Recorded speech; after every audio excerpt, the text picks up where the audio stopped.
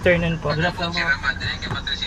Buti may Grab dito sa Iloilo, no? First time niyo po, sir? Opo. Taga saan po ba kayo, sir? Manila. Manila. O magto 2 years, sir, yung Grab? May mga move it rider din dito. Wala pa po. Angkas, Joyride, wala. Ano lang, sir, ang tawag nito? Food Panda. Opo, Food Panda Grab.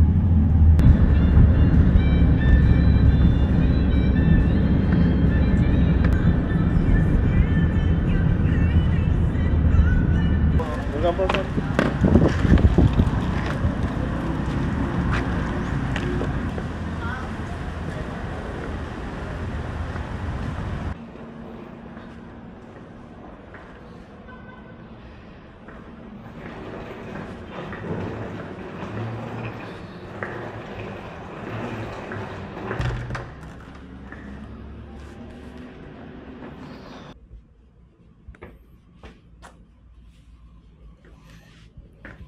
Okay naman, maganda. Medyo maliit, pero alam mo yan, ano naman siya, aesthetic. Nasa bintana. OMG, ang laki pa rin, lawak ko. Sana may sunset mamaya. Init. Nandito ako sa Festive Walk Mall, Mega World. Ang laki, ang lawak ko. Hindi ko akalain na ganito ka well established yung commercial area ng Iloilo. Like yung parang yung business district nila. Ganda. Pasok tayo.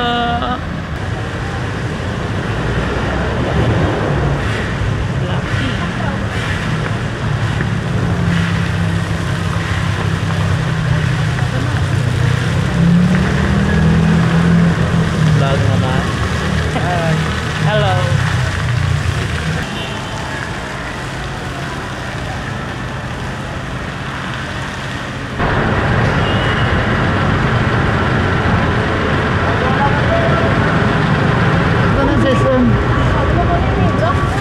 Ma'am, di channel kan ma'am, jogo ma'am.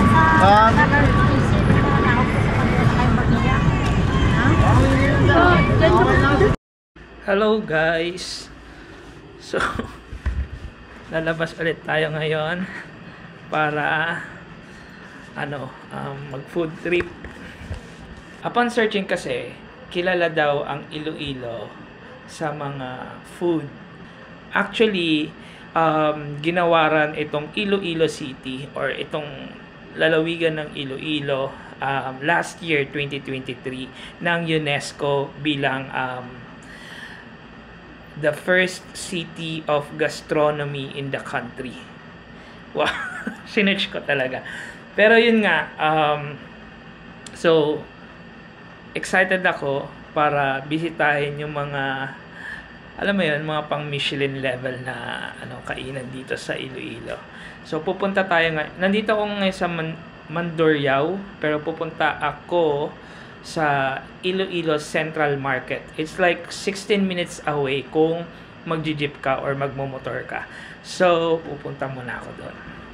Tayo sa sakayan going to Central Market ng Iloilo. So, dito ako nag-stay diyan sa 14th floor or 15th floor. I am currently staying sa Tower 1.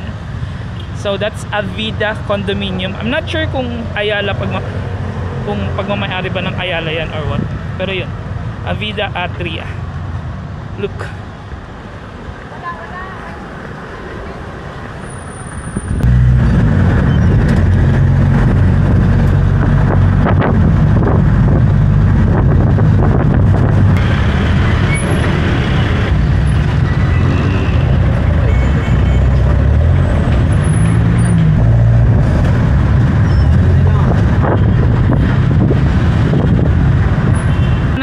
Central Market and may papakita. Ano ba yung Uswag Iloilo? Uswag. Ayun kung nakikita nyo, Uswag Iloilo.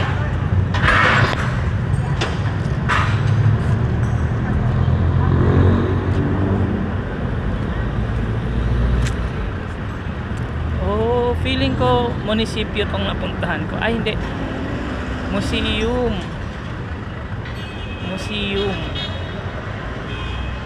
Pansin ko lang din sa mga gusali dito, yung mga architectural design niya na ang ganda, hindi nalalayo sa mga Spanish architectural design, or could be from Italy, or could be somewhere na may mga Gothic design. Ang ganda. Look, diba? Di ko pa rin mahanap yung eatery, pero gusto ko lang i-share sa inyo na nandito ako sa University of Iloilo.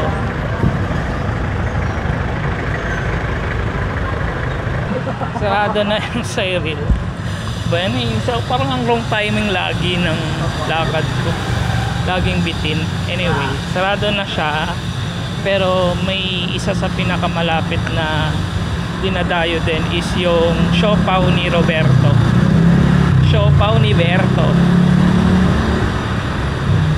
Feeling ko masarap tong Siopaw ni Roberto, kaya tikman na natin.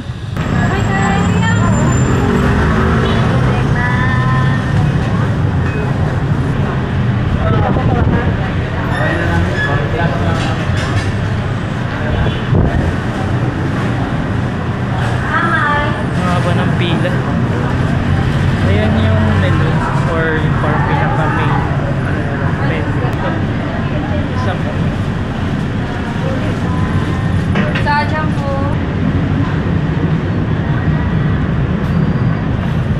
meron na, pero hanap muna tayo ng magpapwesto, pero nabili ko na siya. Sabi ko hanap tayo pwesto para kainin yung siopaw, and when we say hanap tayo ng pwesto, eto yung pwesto. Ganda.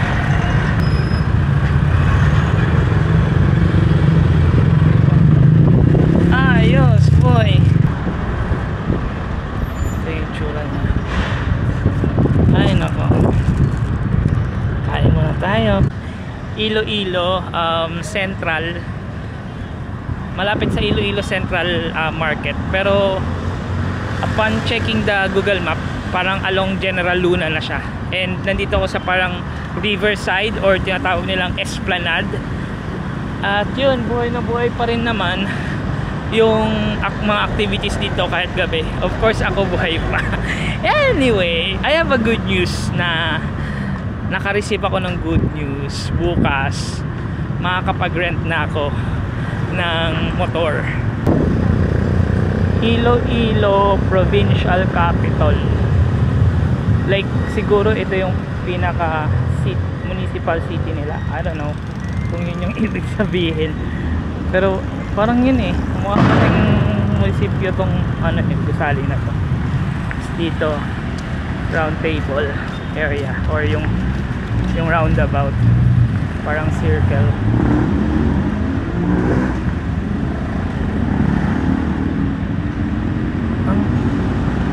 Ang astig ng architectural design, kuhang-kuha yung historical footprints ng Pilipinas.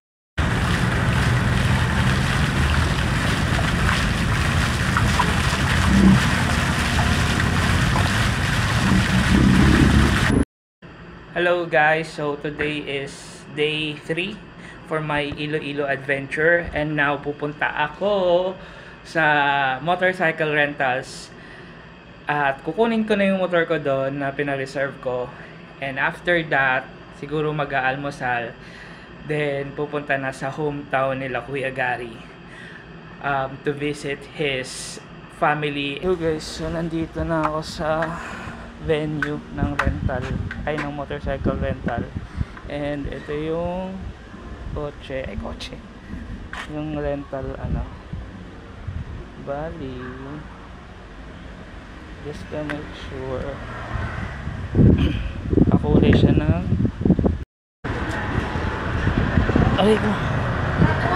hello, kakain muna ako sa Cyril's Eatery.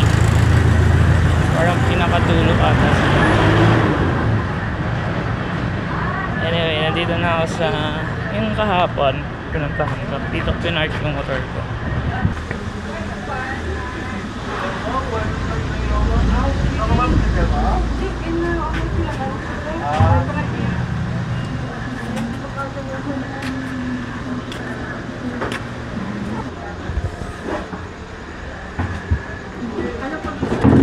Yung nilaga. Parang ginataang kalabasa. Pero parang siyang sopas. Kalabasa, ginawang sopas.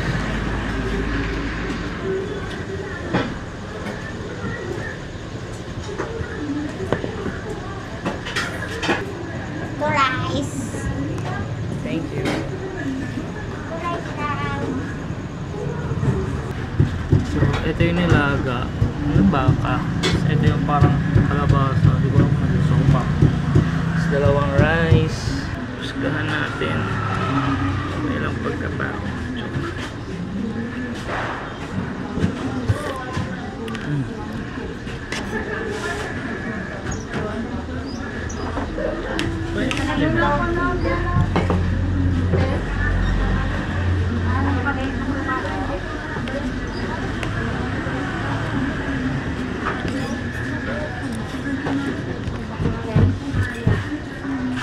May patis po kayo sili kalamansi. Sili kalamansi. Pili ko naman siya. Ay, ako mo naman siya. Sili po meron. Takal ko na din naman ito. Eh, yung kalamansi na ganun wala. Ano yung puro? Piniga?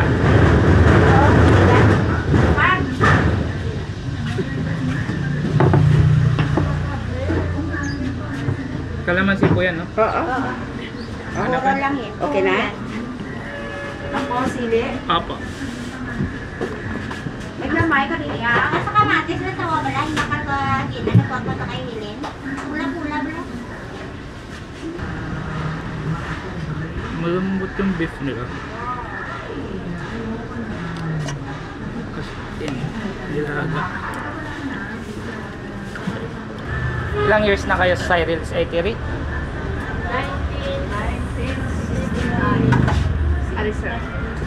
1969, tagal na. Ano po kayo dito mga kakamag-anak? Parang sarap kumain kasi puro nanay yung makikita mo. Parang feeling mo nasa ano ka, bahay lang. Thank you po ah. Thank you. Bukas ulit. Apo. Cyril's Eatery, guys, dito yung ano. Pinakadulo sila. But ano pong dito gagawin? Kondo? Central Market. Ah, parang merkado na may covered court, ganun? Hindi ah. Mall. Ah, mall siya. SM Ah, nagpagawa niya. tapos, katabi kayo hanggang sa yan. Yan, tapos yan. Mm. Ah, may pwesto na kayo dyan. Oo. Ah, ang galing ah. Bali relocation lang kami. Ah, oh. Relocate. Pero usually, matatapos siya mga next year? Ah, oh. Galing. May pwesto na pala kayo dyan. Oo. Dyan talaga kayo nakapwesto? Or doon sa ano? Oo, dyan. Dyan talaga. Ah, Pinalabas na kami kasi ginagawa pa. Kasi nung kahapon, sarado na kayo 5 PM, no? Oo. Usually, anong oras kayo nagbubukas? Alas 6. Alas 6, tapos 5 PM sarado. Pagpunta ko dito, wala na eh. Sige. Sarado na lahat. Opo. Sige po, salamat. Oo, sige.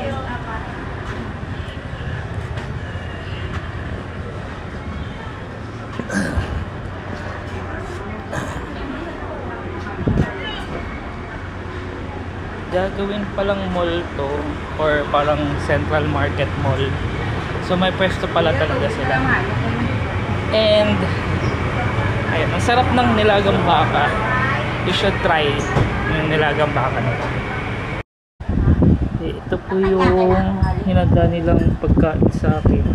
Laswa. So para siyang bulang lang or utan, no? Ayan, tapos chokes to go. And isda. Saka ano to? Ano niya? Papaya ng Sara. Papawala ng umay. Tada! Sabi ko kay grabe, ano talaga, gubat talaga, no? Pagsakit ko, wala na ko ano. Amoy na amoy ko yung ano, alugbati.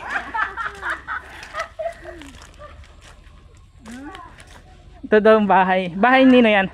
Ah, bahay namin. Ah, ito. Oh, bahay ni Julen. Bahay ni Jilin. Ah, ito. Bahay nila Gary dati, oh. Ah, yan. Yan. Kaya doon. Ang ganda ng langka, oh. Langka ba yan? Oh. Nanay ko may naman kayo. Ang ano, ang mayabong. Hello, di na ako nakapag-video pabalik pero kakauwi ko lang galing sa Barotac Viejo. Medyo napatagal yung pagpapunta ko dito kasi gabi na. And along the national highway from Barotac Viejo to Mandurriao, walang masyadong ilaw sa mga poste. So I really had to parang to drive slower than what I did nung papunta ako sa Barotac Viejo kaninang tanghali. Ano pa ba? Sobrang pagod pero worth it naman kasi parang naging instrumento ako sa happiness ng nanay at tatay ni Kuya Gary. Dahil nga sa parang bumisita ako doon, naging parang akong Santa Claus na ayun, parang dahil naging instrumento ako para mabigyan sila ng groceries, 'di ba? Although sagot kay Gary yun, pero syempre ako yung naging instrumento. Ako yung parang naging food panda driver. So, ayun, so parang nakakataba lang din ang puso na naihatid ko sa kanila yung mga pasalubong ni Kuya Gary. And ayun, parang ang ano lang din, I did not ever imagine na makakapunta ako sa hometown ni Kuya Gary kasi wala, parang 'di ba, from Manila tapos pupunta ng Iloilo out of nowhere. So parang nakaka-amaze lang din. And yung papunta ko pabalik going here sa condo, ang ganda, bago dumilim, ang ganda ng mga nakikita ko. And it's ano lang, parang alam mo yun, yung parang na kahit pa paano naro-romanticize ko yung buhay, 'di ba, na parang mapapa-thank you Lord ka na lang kasi ang ganda ng mga view na nakikita mo habang nagmo-motor ka. And ayun, parang thankful din. So medyo gutom ako. Somehow nagsisisi na sana nag-take up ako ng laswa. Kasi ang sarap ng laswa ni Ate Inday, kaso sobrang ang daming naganap kanina kaya nakalimutan ko ng mag-take out. But right now iniisip ko kung anong kakainin ko. But syempre dito ko natatapusin yung vlog na to for day 3. Babalik naman tayo. Iko-continue naman natin to for day 4. I'm not really sure kung ano yung plano ko, but I am going somewhere bukas.